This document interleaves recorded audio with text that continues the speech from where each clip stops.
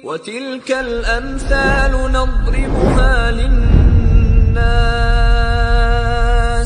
وَمَا يَعْقِلُهَا إِلَّا الْعَالِمُونَ.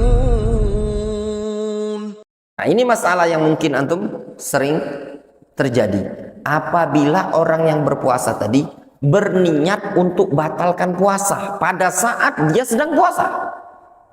Ya. Ada niat untuk batalkan puasa pada saat antum sedang puasa. Apa hukumnya?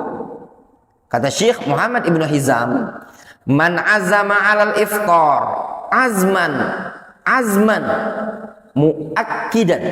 Siapa yang sudah bertekad bulat untuk membatalkan puasa dengan tekad yang kuat sekali, walam yamna'hu minal iftar, dan tidak ada yang menghalangi dia dari membatalkan puasa tadi, illa adamu wujudit ta'am, melainkan dikarenakan dak kati makanan, awis syarab, atau dikarenakan dak dapati minuman, baina yadaihi, di hadapan dia, fa innahu yakunu muftiran, maka dia dianggap batal. Difahami? Siapa yang sudah bertekad bulat untuk batalkan puasa namun tidak mendapati makanan untuk dimakan atau minuman untuk diminum, tetap puasanya batal. Difahami? Kenapa? Litakhallufin niyya an saumihi, dikarenakan hilangnya niat pada puasanya dia tadi.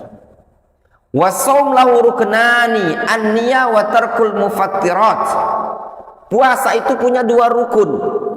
Yang pertama niat, yang kedua tarkul mufattirat, meninggalkan pembatal-pembatal puasa.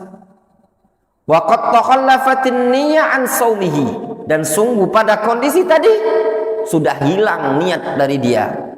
Kalau sudah hilang apa? Maka puasanya batal. Wa hadha huwal masyhur min madhhabil Malikiyah wal Hanabila wa ba'd Syafi'iyah. Ini adalah pendapat yang masyhur dari mazhab Malikiyah, mazhab Hanbali, dan sebagian ulama Syafi'iyah.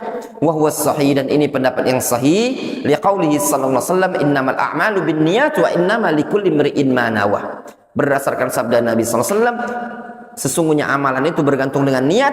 Setiap orang diberi pahala sesuai dengan apa yang dia niatkan. Itu pendapat yang dirojikan oleh Syekh Muhammad bin Hizam, man nawal iftar, ya, azman muakkidan, ya, faqad aftara.